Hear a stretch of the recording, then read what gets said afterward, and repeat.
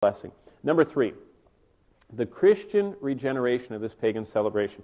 First we have the celebration of Christmas, Christ coming to the earth. Then we have this pagan deal that just kind of has a lot of parallels to what we're talking about, but it's all paganism. What did the early church do with this? Now, first of all, how did they get it to be a challenge? Well, what happened was that the Christians were overcoming the empire. And I mentioned this on Sunday. Every time they killed Christians, a couple more people would come to Christ. And so the emperors were faced with a growing wave of this followers of the way. And so they didn't know what to do. Now, one of the emperors decided he would try and decimate Christians. And so he did. And he just went out and he destroyed in huge numbers all of the buildings, all of their Bibles. He killed all the leaders. And then at the end, his name was Julian the Apostate. And at the end, he was going into battle against the Christians, and he was struck down. And as he was lying on the ground in the battlefield, he was laying in his own blood, and he looked up, and history records he shook his fist, and he said, "You have conquered, O Galilean." That was a turning point in the persecution. And no one did quite as much as Julian the Apostate after that. And finally, Christianity was the majority. So Constantine, who was a smart fella, in 310 A.D., issued a law called religio licita, or licita, which means the freedom of religion in the empire. And then, 3 years later, in 313, he made Christianity the official religion of the Roman Empire.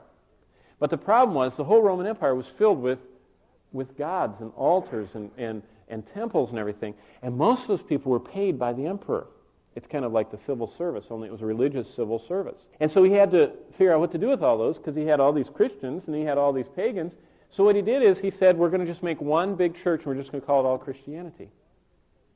Have you ever wondered where candles and robes and beads and little, idols all around the place and orders of monks and orders of priests and orders of this, did you ever wonder where all that came from? It came by the inclusion of all the paganism in. The early church never had anything to do with robes and candles and holy days and Lent. Do you know what Lent is? I'm sorry, it's not Easter, but I'll tell you right now. Lent is the pagan celebration of the death of Baal and the mourning of Tammuz, his mother, for 40 days until he came back to life at the end of 40 days. When is Lent? It's 40 days before what? Yeah, Easter. All that is an old pagan thing that was sucked into the church in 313 A.D. How about purgatory? Where did purgatory come from? Purgatory was an old myth that the Eastern religions believed in, of this kind of this limbo place you could go to get cleaned up. And after you got cleaned up, you'd go to paradise. And paradise, that word, comes from Persian language. It's an old Persian idea of paradise. In fact, almost every Muslim, when they die in battle, they're going to paradise. Not really, but that's what they think. And so the church just sucked all this in 313. Well, part of that, they started evaluating all this stuff that came in. So now look at your sheets here. By the year AD 360, the church was celebrating the birth, life, death, and resurrection of Christ. Now, it was not a big deal. They did not make a shrine out of Christ's tomb until modern times, because Christ wasn't there. Now, every time I go to the Holy Land, it's one of the most memorable spots. I love going to the Garden Tomb. The early church wasn't enamored with the tomb. Why? They were enamored with the what? Risen Christ, not the tomb. We use a tomb as a reminder that he's risen, but back then they said, hey, he's risen, we're not going to worry about the tomb.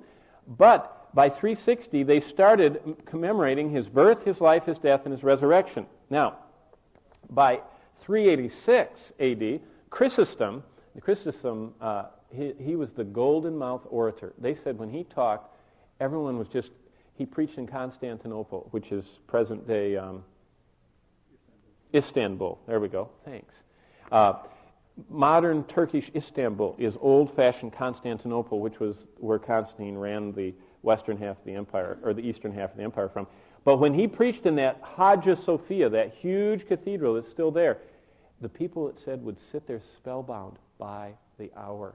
He was a mesmerizing speaker. Well, in 386, he was preaching, without the birth of Christ, there is no baptism. See, there was a kind of a group of people that says, we're not going to celebrate this birth of Christ. We're only going to celebrate that he rose. And he says, wait a minute. Without the birth, there's no baptism, there's no passion, there's no resurrection, there's no ascension, and there's no pouring out of the Holy Spirit, which is very logical. How did Christ get here? It's the dawning of the light. It's the mystery of the incarnation. So, as the centuries went on, the tradition grew to include Epiphany. That's the manifestation when the angel came and told Mary that Christ was going to come.